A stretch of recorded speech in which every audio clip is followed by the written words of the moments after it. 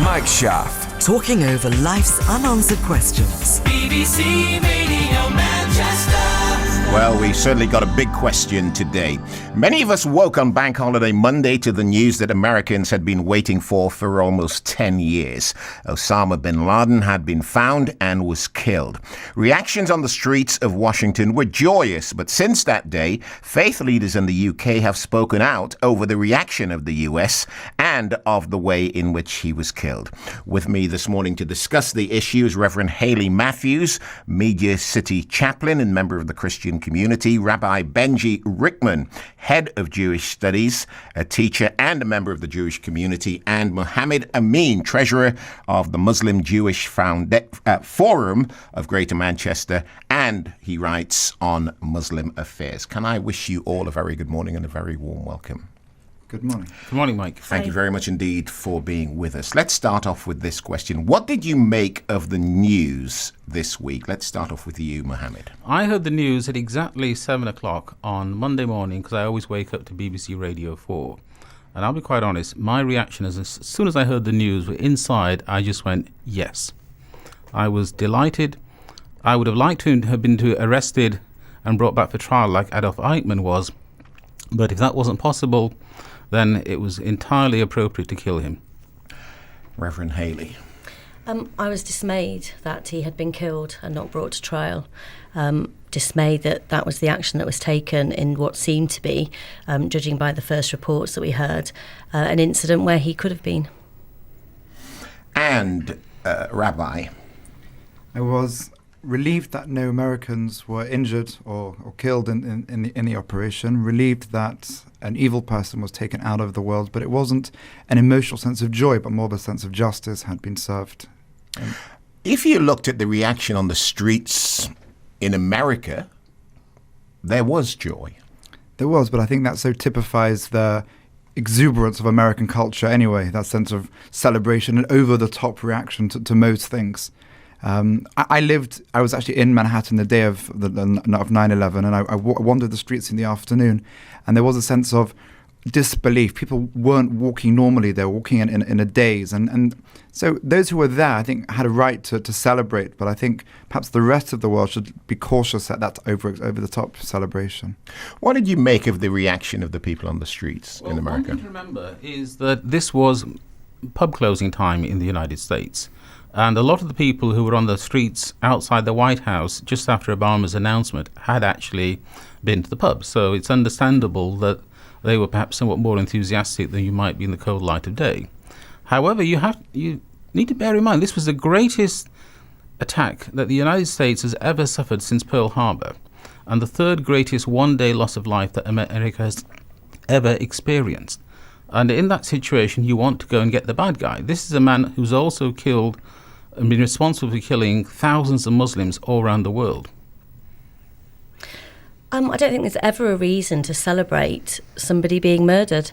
I think actually we all share in a common humanity, and to actually have a sense of dismay and despair about the fact that we still think that killing somebody is the right way to go about any form of justice. I just think it's appalling that we would celebrate death, full stop.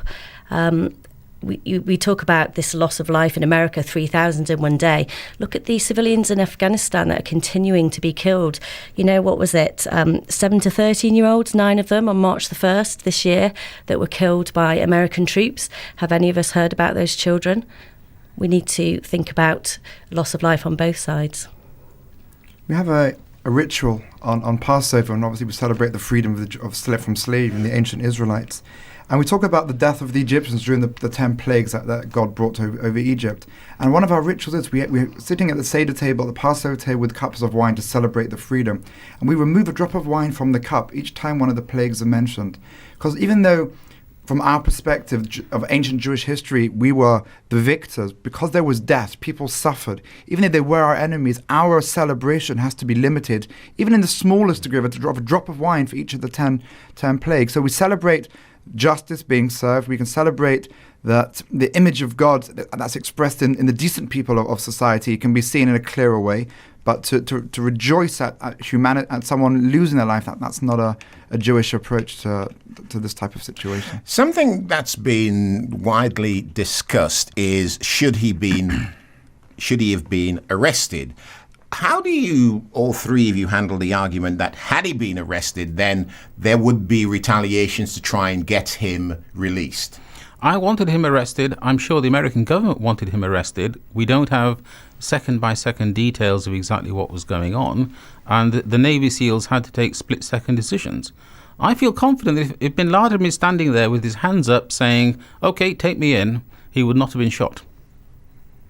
I think actually bringing someone to justice through a court of law is very important. And I think this whole idea of reprisals, if he'd been taken and arrested, I mean, what will the reprisals be from the fact that he's now been killed and that people are describing him as a martyr?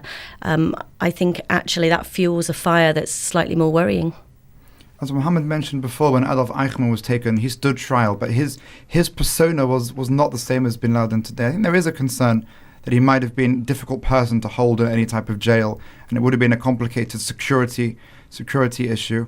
But I think we can't escape the political issue that Obama wanted to be re-elected, and so we're looking from a faith perspective how much truth, absolute moral truth, went into the operation. How much was there political agenda to try and make a big stand of things, show that he was a brave leader, can take serious decisions. Because that was one of the things that he's been accused of, Obama, by his adversaries in America, that he's not a brave leader, not a decisive leader.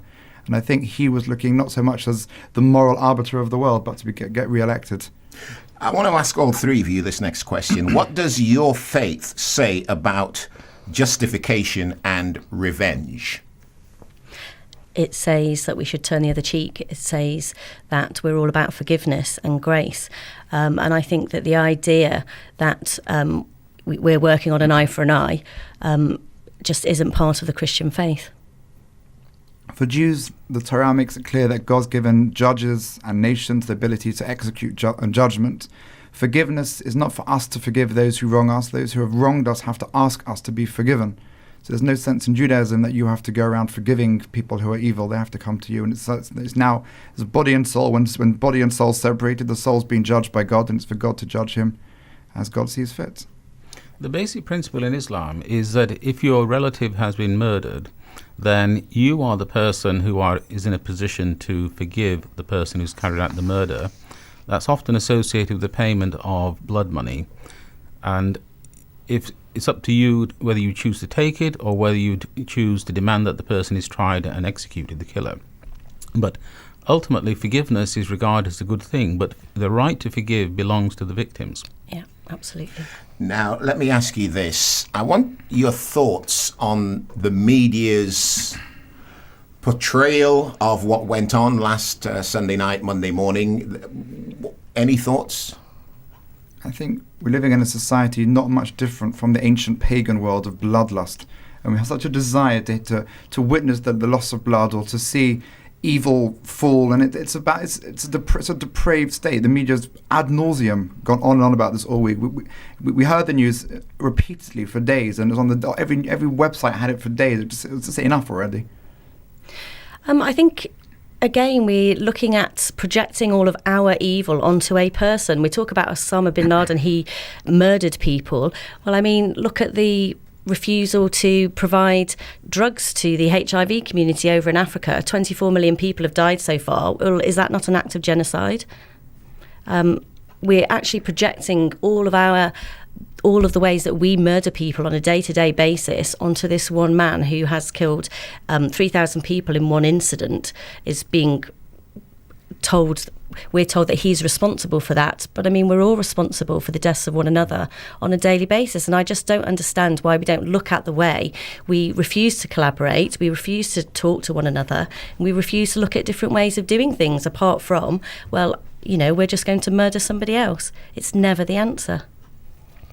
It depends on which media you follow. The BBC, the New York Times, which I read electronically, the Financial Times, the quality of the coverage has been very good, very detailed, as new information has been coming out over the week. Which part of the BBC? BBC Radio 4. Mm-hmm. So the quality of the coverage has been very good. As more information has been coming out as the week went on, as the Americans debriefed the SEALs who carried out the operation, I felt that the coverage in those media sources had been very good. I can't speak for the tabloids because I don't read them. And should this be a rolling news story for almost 48 hours? No. I actually think it does fuel the whole idea that there will be reprisals and that this guy is going to become a martyr. And it continues to fuel disaffected people who may actually take up that baton. I think it's quite dangerous. And what do you make of the way the news changed from what the Americans said actually happened on day one to what they were saying actually happened on day 3, for instance? The Americans were too quick to want to get their side of the story out. I understand that they were concerned that Al-Qaeda would get its version out more quickly. So almost as soon as the operation was over, you had American spokespeople talking about the firefight. Later on, as they debriefed the SEAL commandos, they found that actually only one person had been firing at the Americans right at the beginning. And that's the fog of war. If you try to get your story out too quickly, you risk getting it wrong, and then it's embarrassing to have to correct it. But these are minor matters. And coming back to your earlier question, 48 hours of coverage, I don't regard that as at all excessive. 9/11 was the biggest news story that's happened in the last 40 years, and certainly since the fall of the Berlin Wall. And the death of Osama Bin Laden was not quite as newsworthy as 9/11, but it was a major item of news. But how long should it go on for? He's dead. Yes. The end. Well, after this weekend, I think it will wind down, unless new information comes out. However, if new information comes out, that is also newsworthy. We've had videos released now that from the material that was captured, when he was killed. I think for me, it underlines perhaps the lack of moral clarity in this whole operation. If it was simply an act of justice or morality, whatever word language you want to use, it would have been on the news, and then it would have faded away. But this constant drip drap of bringing in different versions every day undermines the moral clarity of the operation. And of course, there is, by everybody, it would seem these days, news management. And the Americans can now stretch this out for as long as they want by releasing this today, something else tomorrow, something else the day after. Well, it's whether we pick it up or not, isn't it? But we pick it up automatically. Those videos that have been released, we're never going to know the truth about those videos. Yeah. They've obviously edited them very carefully for the Western consumption. And then the question, again, it doesn't help anything, because then the other side will say, you're not showing the truth, you've edited it carefully, and it just fuels the drama, it fuels the conspiracy theories. It doesn't actually bring closure, which I think what people want to have is closure. The American reaction was closure from the event.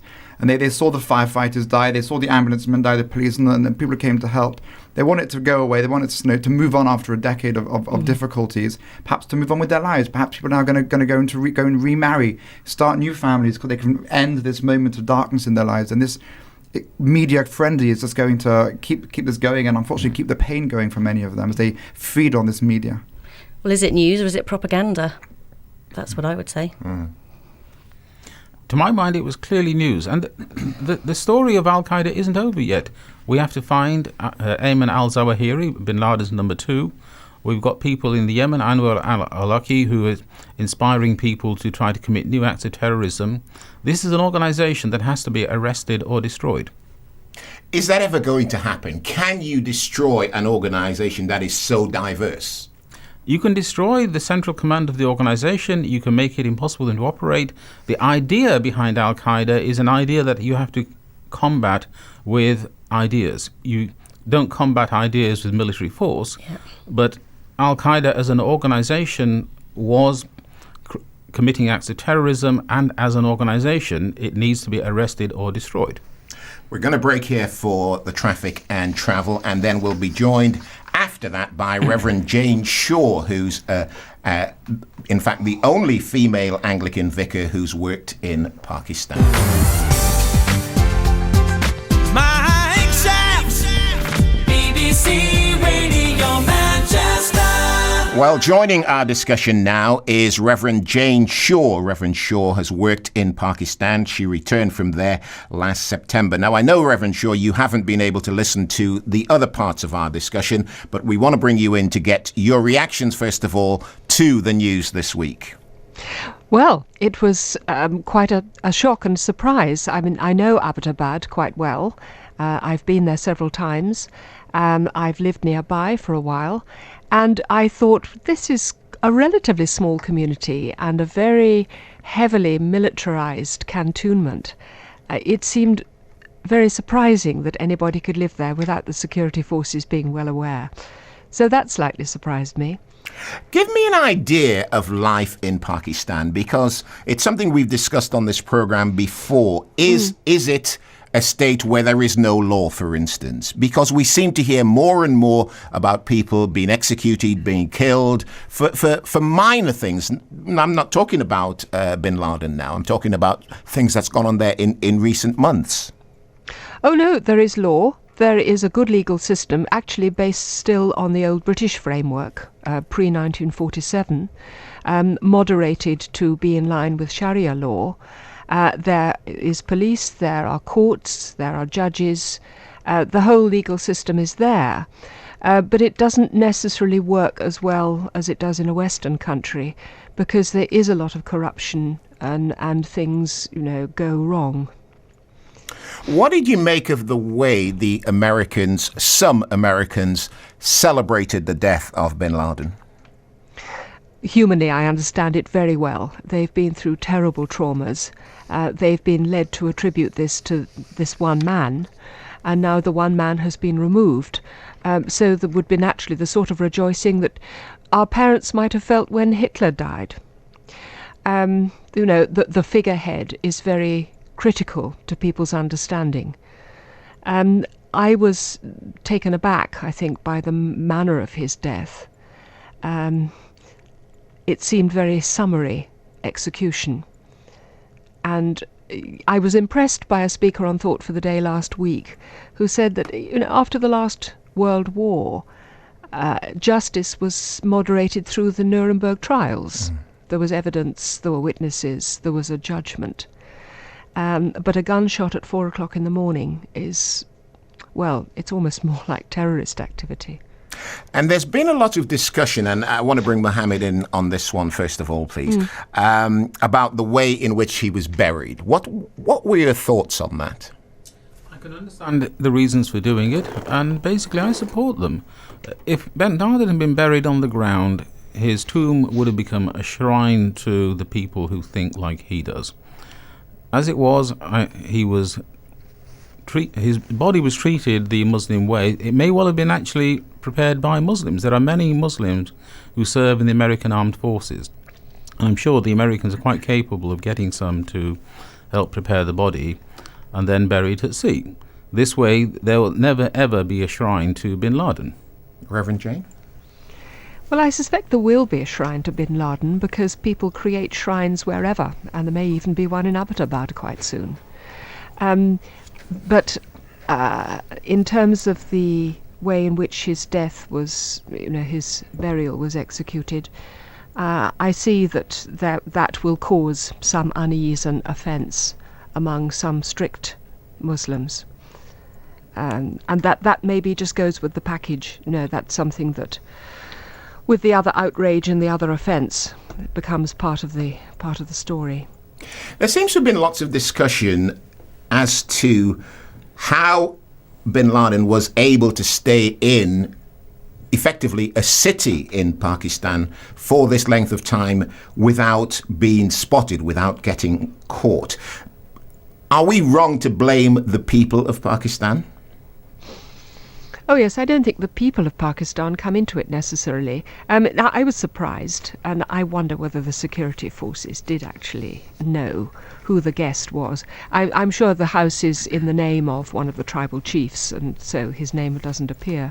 But they have a pretty shrewd idea who comes and goes. But I don't think, that is a matter for the security forces, and really the military in Pakistan are almost a parallel universe. They interact occasionally with the ordinary population, but I don't think the people of Pakistan can be blamed. They're more the victims, really. Another big discussion point in the week has been the photographs. Rabbi, first of all, your thoughts on that, and should the photos be released?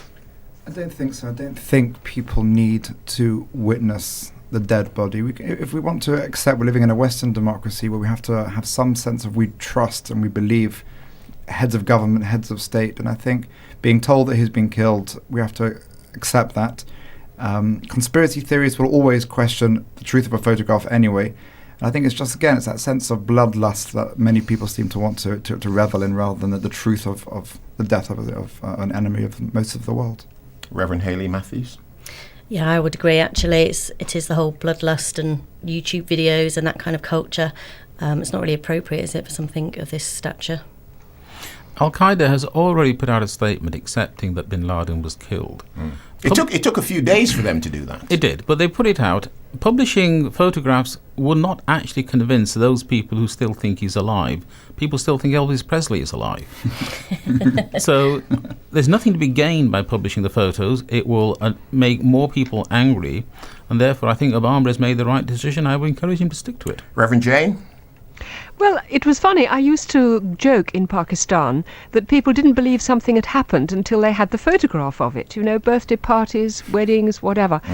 They were insistent the photographs had to be taken, and it was almost what made the event real. So maybe that's a local cultural thing, but on the general principle, I would agree with the previous speakers. And what do you think is going to happen now? Where does this story go? Well, I pray that it won't cause more backlash, more outrage, particularly against the Christians of Pakistan, who always seem to be vulnerable to revenge attacks. So I will pray that it just becomes part of the ongoing series of events and doesn't cause further trouble. Well, Reverend Jane Shaw, only female Anglican vicar to have worked in Pakistan, can I thank you very much indeed for taking part in our discussion this morning. Thank you, I've enjoyed it. Thank you. And my guests here in the studio were Rabbi Benji Rickman, Mohammed Amin, and Reverend Hayley Matthews. We're right out of time. I will take one of you, please. Where do you think the story's going to go from here? I think the high tide of Islamically motivated extremism has gone. The Arab Spring that we've seen in Tunisia, in Egypt, what we're seeing in Libya, what we're seeing in Syria, means that the whole story has moved on. And I think in 20 years' time, we'll look back at a period of religiously motivated extremism and we will say, thank God it's over. But what's going on in the Arab Spring, that's going to bring a different kind of government to those areas, isn't it? Yes, I believe it will bring democratic government to those areas. Well, we're going to have to leave it there. Thank you all very much indeed for taking time to be with us on a fascinating discussion. And we move on.